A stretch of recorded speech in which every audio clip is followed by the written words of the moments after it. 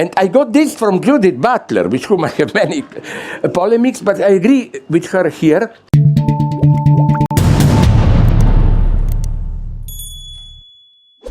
Let's say that this self-objectivization, in the sense of a machine which can read our mind, let's say that it more or less succeeds.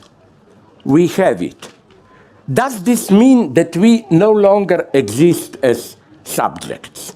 My answer is an optimist one there. First, by subject, we should not understand this inner wealth of personality, but the pure Cartesian subjectivity. That empty space will remain, supported in what? In the unconscious. Because I have here quite a unconscious, for me, it's not deep ingrained in our brain. Think about unconscious as just some kind of a purely symbolic virtual entity. Something that exists, not materially, really, but just as a, like, we have 3-4 versions of that we think about. But to account for these versions, you have in your symbolic space to presuppose another option. And unconscious is, in this sense, purely virtual. You know, you must have heard, maybe even here 2 years ago, when I repeated this story about wonderful anecdote. It's overused from the movie Ninochka. You know, guy goes to a cafeteria and bring me coffee. He said, can I got coffee but without cream? And the waiter answers correctly, sorry sir, we don't have cream, only milk, so can I give you coffee without milk? That's in the let's say consciousness is what I see. In any case, I get just plain coffee.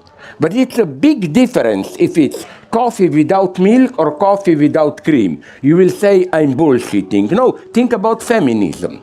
Isn't the big change in the history of feminism where women got it that women who suffer, what they're deprived of is not milk but cream, if I can put it like this.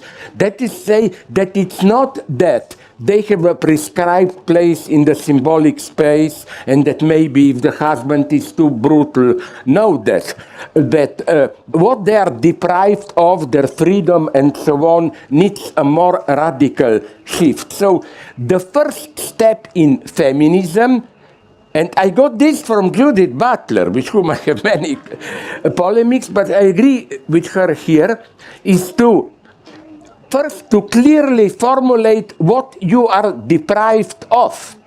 It's not enough to say, oh, my husband doesn't give me enough money and so on, blah, blah, blah. No, you have to say the whole system which puts my husband, if we are living in traditional patriarchal society, is wrong.